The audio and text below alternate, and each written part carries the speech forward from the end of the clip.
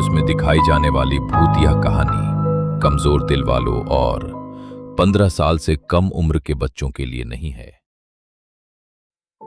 कुछ जगहें सिर्फ ईंट और पत्थरों से नहीं बनती, उनकी दीवारों में दफन होती हैं अधूरी चीखें, अनकहे राज और ऐसे साए जो सालों बाद भी किसी का इंतजार कर रहे होते हैं। ये कहानी है दो दोस्तों की जो सिर्फ एक मेले में शामिल होने के लिए मिले थे, लेकिन उन्हें पता नहीं था कि उस गांव की सबसे पुरानी हवेली में कोई और भी उनका इंतजार कर रहा था।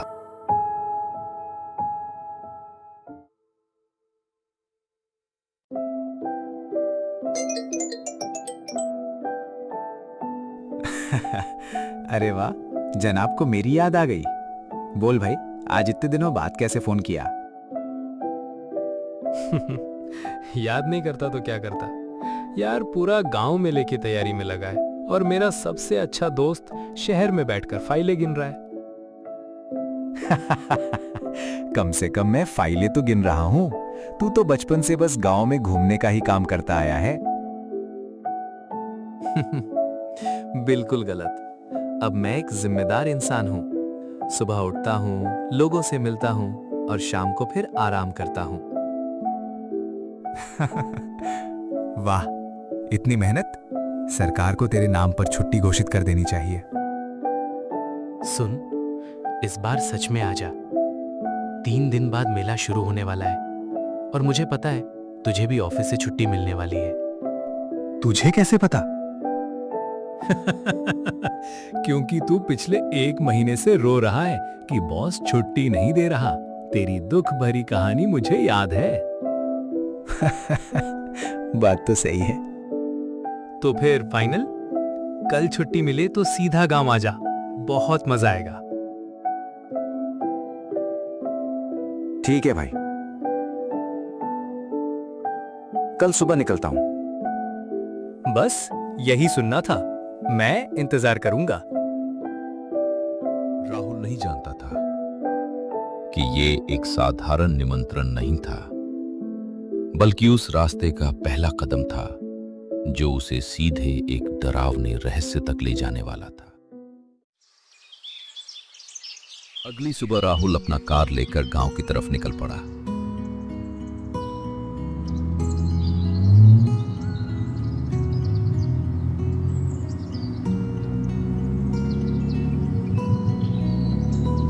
करीब 6 घंटे का लंबा सफर तय करने के बाद आखिरकार राहुल उस गांव में पहुंच चुका था। शहर की भीड़, हॉर्न और भागदौड़ अब बहुत पीछे छूट चुके थे।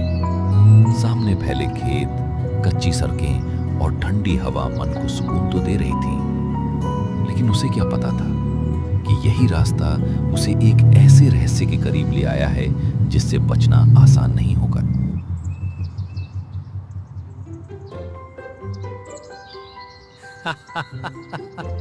आखिरकार शहर के नवाब को हमारे छोटे से गांव का रास्ता मिल ही गया। सच बताऊं, मुझे पूरा यकीन था कि तू आधे रास्ते से ही वापस लौट जाएगा और कोई बहाना बनाकर बोल देगा कि यार जरूरी मीटिंग आ गई थी। लेकिन आज पहली बार तूने दोस्ती निभाकर मुझे हैरान कर दिया।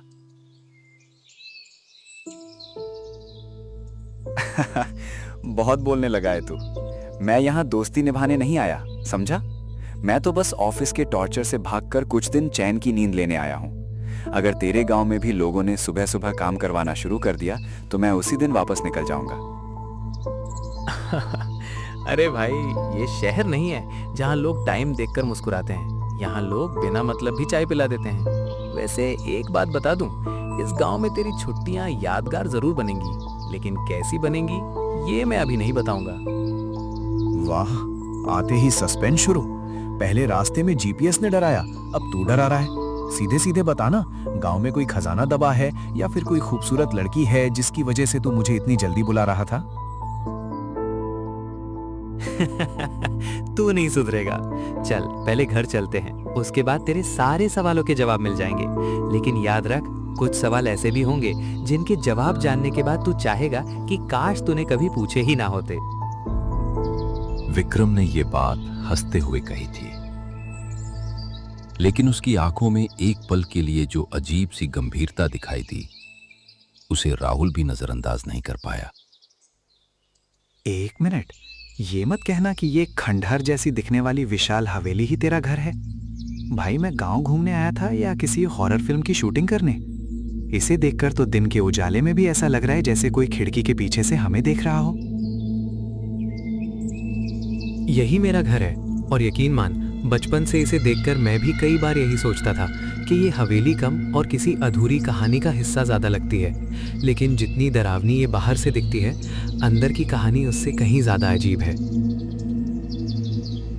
मतलब अगर रात को कोई सफेद साड़ी पहनकर मेरे कमरे में आ गई तो मैं जिम्मेदार नहीं हूँ, पहले ही बता रहा हूँ। मैं भूतों से नहीं डरता, लेकिन अगर वो ईएमआई भरने को बोल दे तो तुरंत बेहोश हो जाऊंगा। काश यहाँ डरने वाली चीजें इतनी आसान होती राहुल। कुछ चीजें ऐसी होती हैं जो दिखाई नहीं देती, फिर भी पूरी जिंदगी बदल देती हैं। राहुल ने इसे फिर मजाक समझकर टाल दिया, लेकिन उसे पता नहीं था कि विक्रम के हर शब्द के पीछे एक ऐसा सच छिपा था जो इस हवेली की दीवारों में आज भी जिंदा था। अब जो बात मैं कहने जा रहा हूं उसे मजाक समझकर मत टालना। रात होने के बाद इस हवेली की दूसरी मंजिल पर जाने की कोशिश मत करना। चाहे कुछ भी सुनाई दे, चाहे कोई भी बुलाए, बस वहां मत जाना। भाई, तू जितना मना कर रहा है ना, मेरी उत्सुकता उतनी बढ़ रही है। आखिर ऊपर ऐसा क्या है? कोई पुराना खजाना, कोई बंद कमरा, या फिर सच में कोई ऐसा राज जिसे पूरा गांव छुपा रहा है? कुछ सवालों के जवाब जानना जरूरी नहीं होता। कई बार इंसान सिर्फ इसलिए मुसीबत में फंस जाता है क्योंकि उसे हर बंद दरवाजे के पीछे झांकने की आदत होती है, और तू तो बचपन से वैसा ही है। तो फिर तय रहा, मैं उसी मंजिल पर रहूंगा। अब तो मुझे देखना ही है कि आखिर इतनी सख्त चेतावनी के पीछे छुपा क्या है। डराकर उत्सुकता बढ़ाना बंद कर और मेरा कमरा दिखा।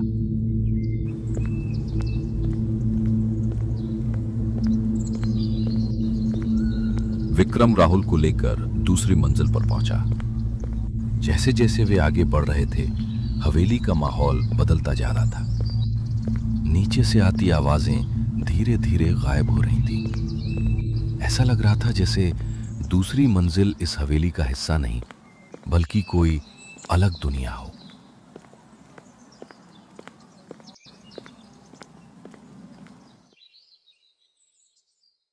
मानना पड़ेगा, बाहर से हवेली जितनी डरावनी लग रही थी, कमरा उतना बुरा नहीं है।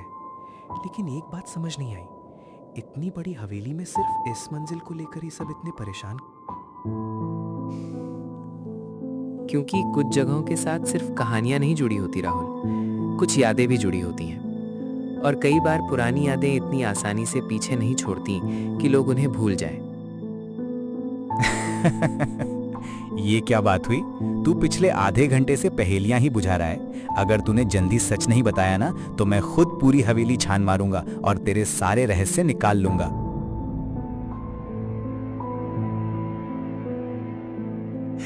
यही आदत मुझे सबसे ज्यादा डराती है। तू जहां नहीं जाना चाहिए सबसे पहले वहीं पहुंचता है।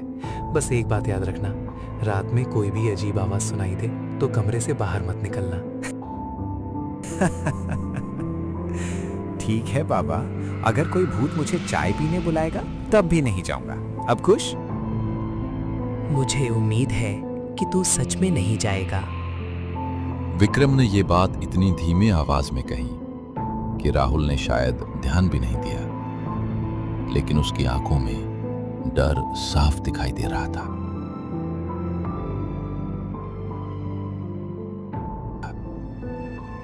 लंबे सफर के बाद राहुल की आंखें भारी होने लगी थीं। धीरे धीरे वो नींद में खो गया, लेकिन हवेली की पुरानी दीवारें जैसे अब भी जाग रही थीं।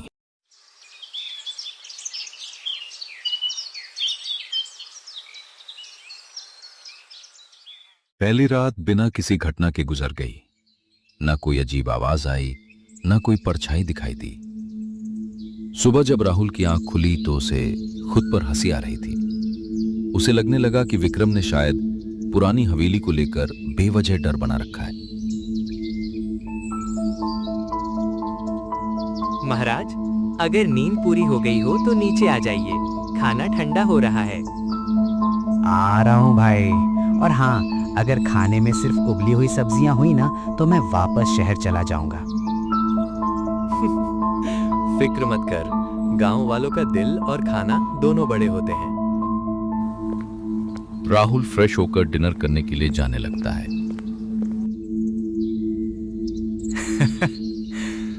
वाह, कितना सुकून है यहाँ। न बॉस का फोन, न मीटिंग, न टारगेट। यार, अगर स्वर्ग कहीं है ना तो शायद ऐसा ही होगा।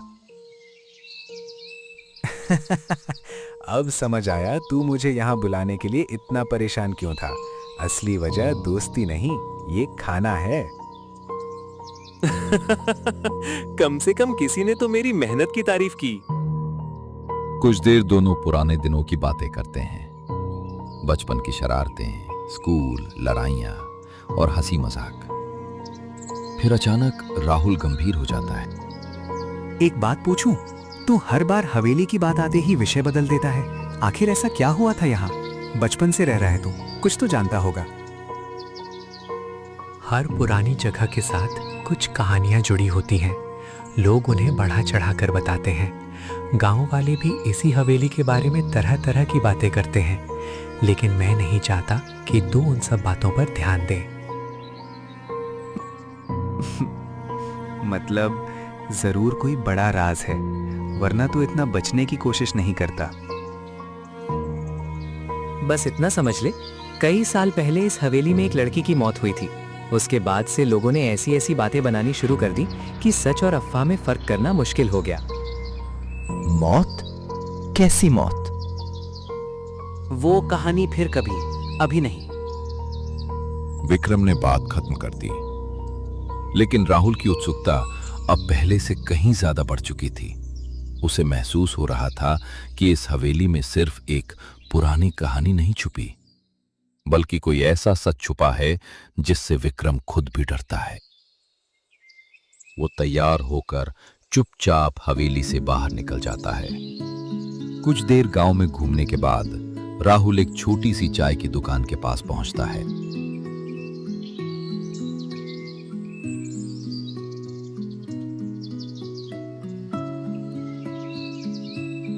अरे बेटा, तुम्हें पहले कभी यहाँ नहीं देखा। नए लग रहे हो। कहीं मेले में घूमने आए हो क्या, या किसी के मेहमान हो? जी काका, मैं शहर से आया हूँ। अपने दोस्त विक्रम के यहाँ रुका हूँ। सोचा सुबह सुबह गांव भी देख लूं और असली गांव वाली चाय भी पी लूं। अच्छा किया, लेकिन बताओ तो सही, विक्रम के कौन से घर में रुके हो? गांव के किनारे वाली बड़ी हवेली में। ये सुनकर दोनों बुजुर्गों के चेहरे अचानक गंभीर हो जाते हैं। मतलब तुम उस हवेली में रुके हो? जी, लेकिन आप लोग ऐसे क्यों देख रहे हैं? बेटा, अगर विक्रम ने तुम्हें उस हवेली का राज नहीं बताया है तो फिलहाल हम भी कुछ नहीं बताएंगे। बस इतना कहेंगे कि रात में सावधान रहेगा। लगता है पूरे गांव ने मुझे डराने की जिम्मेदारी ले रखी है। काश हम मजाक कर रहे होते। उसी समय पीछे से एक आवाज आती है। राहुल, यार तू यहाँ है? मैं पूरे गांव में तुझे ढूंढ रहा था। बिना बताए कहाँ चला गया था?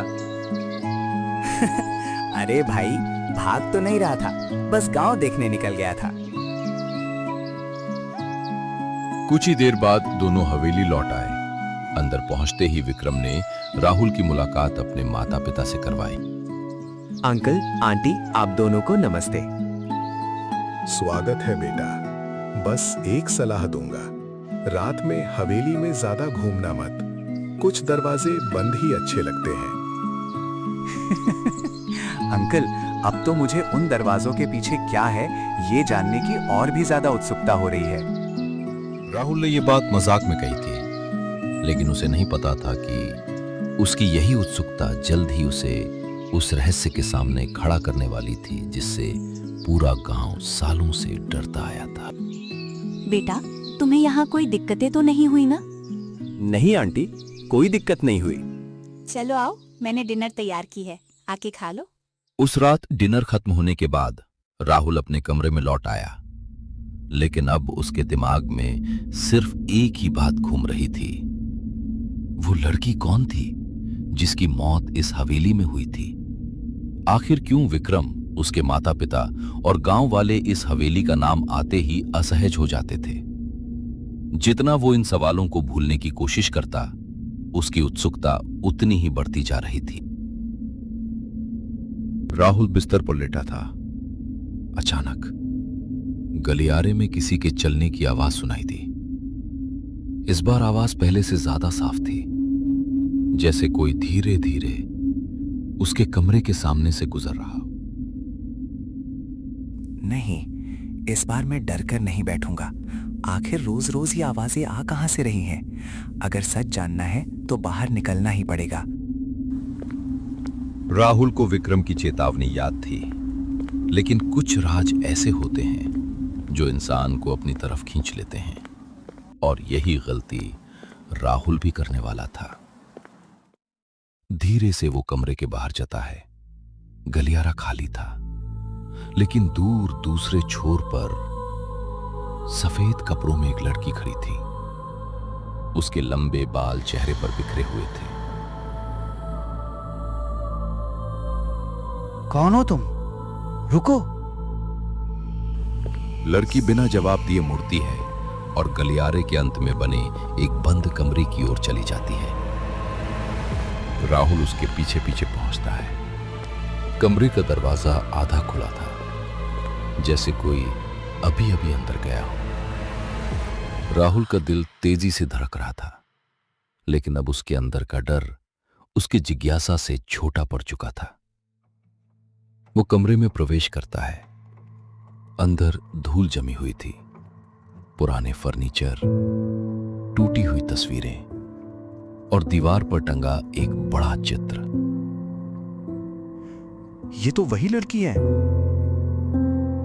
तस्वीर में वही चेहरा था जिसे उसने अभी गलियारे में देखा था। नीचे नाम लिखा था अनन्या सिंह। तभी पीछे से आवाज आती है। राहुल, मैंने तुझे मना किया था ना यहां आने से। राहुल पीछे मुड़ता है। विक्रम सांस फूलते हुए वहां खड़ा था। बस बहुत हो गया विक्रम, आखिर ये सब क्या है? ये लड़की कौन थी और पूरा गांव इससे क्यों डरता है? विक्रम कुछ पल चुप रहता है, फिर भारी आवाज में बोलना शुरू करता है। अनन्या मेरी बड़ी बहन थी राहुल। करीब 15 साल पहले इसी हवेली में उसकी मौत हुई थी। उस रात वो इसी कमरे में बंद थी। सबको लगा उसने आत्महत्या की है, लेकिन सच कभी किसी को पता नहीं चला। उसके बाद लोगों ने तरह तरह की कहानियां बनानी शुरू कर दी। तो क्या उसकी आत्मा आज भी यहां भटक रही है? मैं नहीं जानता, लेकिन हर साल उसकी मौत वाली रात किसी न किसी को दूसरे माले पर उसके कदमों की आवाज सुनाई देती है। कभी रोने की आवाज, कभी किसी के चलने की। लेकिन उसने मुझे यहां क्यों बुलाया? यही बात मैं भी नहीं समझ पाया। अचानक कमरे का दरवाजा अपने आप बंद हो जाता है। दोनों चौंक जाते हैं। कमरे का तापमान अचानक गिर जाता है। तस्वीर के सामने धुंध जैसी आकृति बनने लगती है। धीरे धीरे वही लड़की दिखाई देने लगती है, लेकिन इस बार उसके चेहरे पर डर नहीं था। उसके चेहरे पर दर्द था, जैसे वो कुछ कहना चाहती हो। मैं किसी को नुकसान पहुंचाने नहीं आई। राहुल और विक्रम स्तब्ध रह जाते हैं। मैं सिर्फ सच बताना चाहती थी। मेरी मौत आत्महत्या नहीं थी। मुझे इस कमरे में बंद किया गया था, लेकिन जिसने ये किया वो वर्षों पहले मर चुका है। अब मुझे किसी से बदला नहीं चाहिए। विक्रम की आंखों से आंसू निकलने लगते हैं। दीदी, क्या सच में आप हो? मैं हमेशा यही थी, लेकिन जब तक सच सामने नहीं आता, कुछ आत्माएं जा नहीं पाती। इतना कहकर उसने धीरे धीरे अपनी उंगली दीवार की तरफ उठाई। दीवार के पीछे एक गुप्त जगह मिली। उसके अंदर पुराने पत्र और सबूत छिपे हुए थे, वही सबूत जो साबित करते थे कि अनन्या की मौत आत्महत्या नहीं थी। अगली सुबह पुलिस और गांव वालों को सबूत दिखाए गए। सालों पुराना सच आखिर सामने आ गया। 15 साल से दबी हुई सच्चाई आखिर दुनिया के सामने आ चुकी थी। और शायद यही वो आखिरी काम था जिसके लिए अनन्या की आत्मा इस हवेली में रुकी हुई थी। उस रात कई वर्षों बाद हवेली में कोई कदमों की आवाज नहीं सुनाई दी, कोई रोने की आवाज नहीं आई, कोई परछाई दिखाई नहीं दी। पता है राहुल, आज पहली बार इस हवेली में मुझे डर नहीं लग रहा। क्योंकि आज यहाँ कोई भटकती आत्मा नहीं है, सिर्फ यादें हैं। दोनों दोस्त मुस्कुरा देते हैं। कुछ भूत डराने के लिए नहीं लौटते, कुछ सिर्फ अपना सच दुनिया तक पहुंचाने आते हैं। और जब उनका सच सुन लिया जाता है तो वे हमेशा के लिए चले जाते हैं। लेकिन आज भी गांव के लोग कहते हैं, पूर्णिमा की कुछ रातों में उस हवेली की सबसे ऊंची खिड़की पर एक सफेद परछाई दिखाई देती है, जो किसी को डराती नहीं, बस मुस्कुराकर दूर आसमान की ओर देखती रहती है।